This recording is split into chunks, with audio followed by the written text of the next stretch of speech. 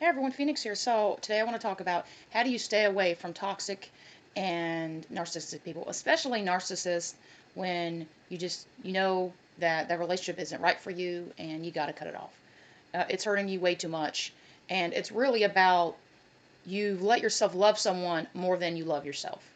And you have to take a step back and realize I've been doing this and now I need to stop. How do I start loving it myself more than this other person?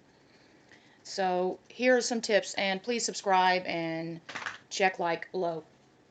So here are the things that really helped me. So I've been out of a narcissist, actually a relationship from a narcissist for over 2 years now, and I'm happy to be single, and I'm all good on my own. I don't need anybody. So definitely for the first 6 months, I felt constant pain in my chest, and that was a trauma bond. So leaving someone without a trauma bond isn't that hard. Leaving somebody with a trauma bond is absolute hell. The sad fact is that people return on average 7 times. 7 times. And these tips that I'm going to tell you are going to help you from ending it and being done with it forever. You don't return, you won't let them return, you're just done. Okay, the first one would be I didn't listen to any music for probably the first year. It would send me in tears. So, no music, don't look at any pictures. Don't allow yourself to reminisce about the past. And there'll be definitely triggers that come up for you when you're driving somewhere and something reminds you of them. And then you can do exactly the thing I say and on the topic of breaking the trauma bond. Go listen to that after this, and that will tell you what to do. So, you want to try to avoid those places because those are going to bring out even more pain. When you hear those songs and when you see those places, it's going to make it really hard. So basically, you want to take it easy on yourself for at least the next 6 months so that you are focusing on you and taking care of yourself. I had a couple of YouTube videos that I would listen to almost every day. It kind of got me in the right mindset. It got me it's like feeding my soul because when you're out of a relationship like that, it took so much away from you. It changed you so much that you're just not going to be the same. And it's going to take you time to really build yourself up. So finding stuff that's inspiring and help you take that next step and the next step, that it feels like minute to minute, hour to hour, day to day sometimes. Don't worry about 2 months from now or 6 months from now. Worry about, I'm going to make it through the best way I can today. And, the next day is tomorrow. And I'm going to get through this day. It can be really challenging. So try not to focus too much on the future, just making it every day. And it's really about learning how to focus on yourself. The next step I would say is, eat a lot of comforting foods. They are just really fulfilling and satisfying, and it just helps you feel all warm and cozy. And it actually is really helpful.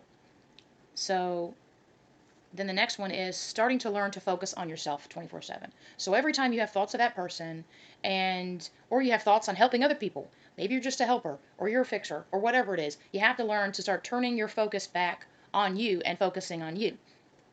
And I have another video about that called Narc Focus. And when you're in a relationship with narcissists, you become like obsessed with them, wanting them to be different and helping them and fixing them or whatever. And especially if you've been in it for years, how do you start focus on yourself? How do you start turning that off? Okay, it takes a lot of diligence. It takes you consistently every single moment that you're focused on them to turn it back to yourself and ask yourself, what do I feel right now? What do I want right now? What am I thinking right now? And to start taking time to really listen to those things and allow that to help you take care of yourself. My next tip is to do something that brings yourself joy at least 5-10 minutes a day. So if you have kids, wait till the kids go to bed if you have to. A lot of times when you have younger kids, there's just so much to do and you don't have much time for yourself. But when they go to bed can be the time for you. And you do 5 or 10 minutes, whether it's listening to music or, just snuggling your animals, whatever it is that makes you feel good. It doesn't matter. And my last tip would be that your mind wants to think of them. Now, this is what I did. I'm not sure what you believe in, but I believe in God, and you're entitled to believe in whatever you believe in. And what I would do, I had a thought of him, and I'd feel sad, and I'm in this grieving. So grieving is extremely important, and this is part of this step, is to let yourself grieve and be deeply sad and process the things that happened to you, and let yourself feel sad, have compassion, empathy for yourself, and instead of like, oh, they did this to me, look what they did to me, this isn't right, trying to stand up for the justice of it all. Well, there is no justice of it all. It happened and it sucked. But you can care that it happened to you. You can care that it took something away from you and that it hurt you and that it changed you. That's how you build yourself up, is focusing on yourself and dealing with the pain and grieving and allowing yourself to grieve the loss of the partner you thought you had, the life you would have, the family that you thought you had and that you didn't. And when that thought comes into your head, well, how are they? Or I wish they could change, or this and that. And longing and missing them or missing what you had. Relationships are idealized. And most people aren't even happy in their relationships. Oh, I've been with so and so for 10 years. Are you happy? Probably not. So it's hard going from a couple to single. It's hard sleeping alone. And your mind will drift to that, oh, wanting to be with someone, wanting, to feel loved and all that. Well, when that thought comes in your head about that person, what I would say to myself, no, I will not have toxic relationships or toxic people in my life. I deserve better. Here you go, God.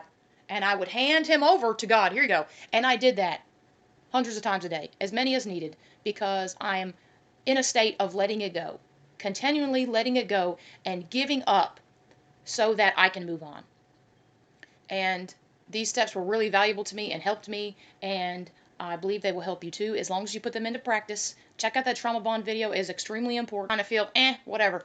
I kind of feel detached from it all. And that's really where you want to be. You can care about someone and what happened to them, but you don't feel this longing and this pull and this obsession and this ruminating. That's the trauma bond. So here's to your being your greatest, best, most badass self. You got this. You're awesome, and you deserve the